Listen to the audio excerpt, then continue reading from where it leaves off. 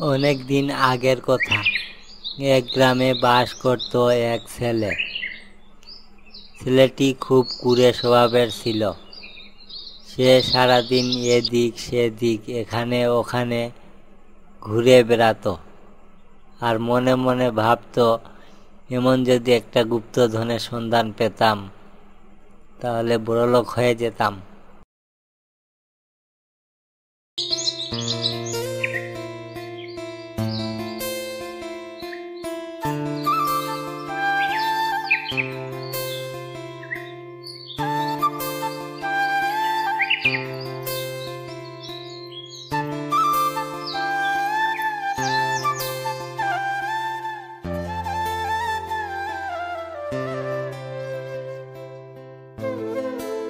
বাবা মুসা, কোথায় যাচ্ছ তুমি বাবা? এই তো দাদু, আমি একটু গ্রামের শেষের দিকটাতে ঘুরতে যাচ্ছি। ঘুরে না বেড়েই আমার একটা কাজ করে দাও বাবা। আমি অসুস্থ, তাই আমি পারতেছি না। আমার ধান বাড়িতে একটু বিষ ছিটাই দাও।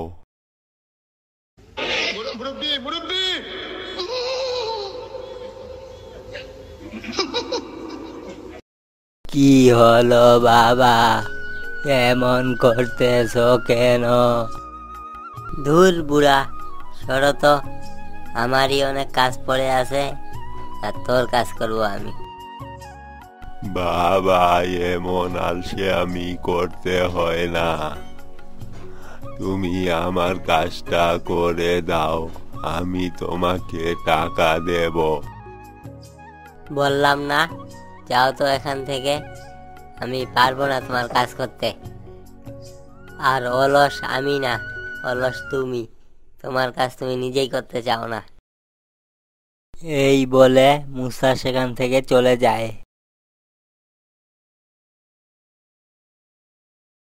বুড়ো দাদুও মন খারাপ করে সেখান থেকে চলে যায়।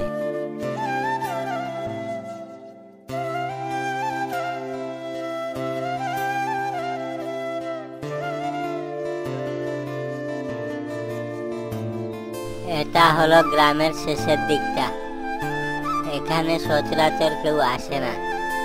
এখানে গুপ্তধন থাকতেও পারে, খুঁজে দেখতে হবে। অনেকটা পথ হেঁটে এসেছি, খুব ক্লান্ত হয়ে গেছি, একটু রেস্ট নেই।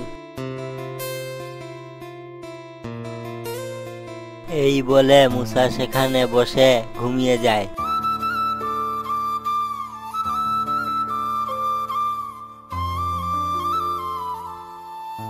বেশ কিছুক্ষণ পরে মুসা ঘুম থেকে ওঠে।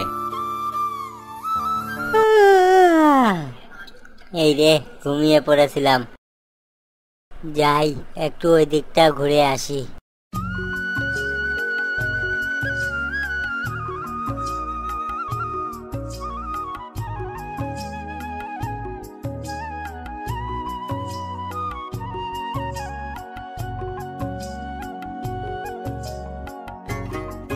আরে এ কি সোনা? আরে এ তো সত্যি সোনা। ইয়ে, আমি এবার বড়লোক হয়ে গেছি। যাই, একটু ছায়ায় যাই।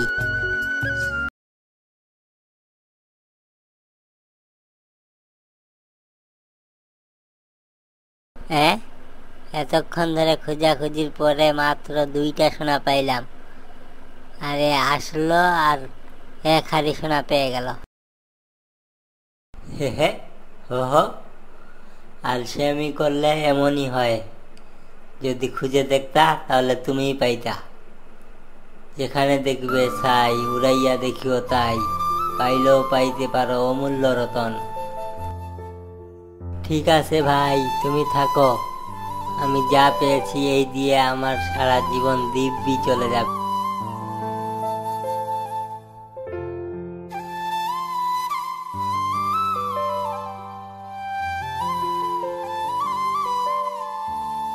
কথাটা ঠিকই, কিছু পাইতে গেলে কিছু দিতে হয়, আর কষ্ট না করলে কিষ্ট মিলে না। আর বিশেষ করে কোনো কাজে অবহেলা করতে হয় না। সব কাজই সমান। সে যেই কাজই করুক না কেন তাকে তার প্রাপ্ত সম্মান দিতে হবে।